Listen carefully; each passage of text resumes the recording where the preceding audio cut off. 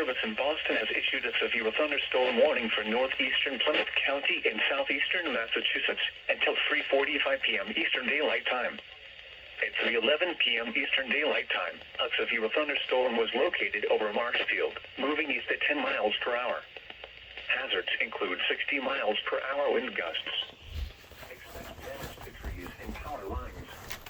Locations impacted include Marshfield, Situate, Pembroke, Duxbury, Hanover, and Norwell.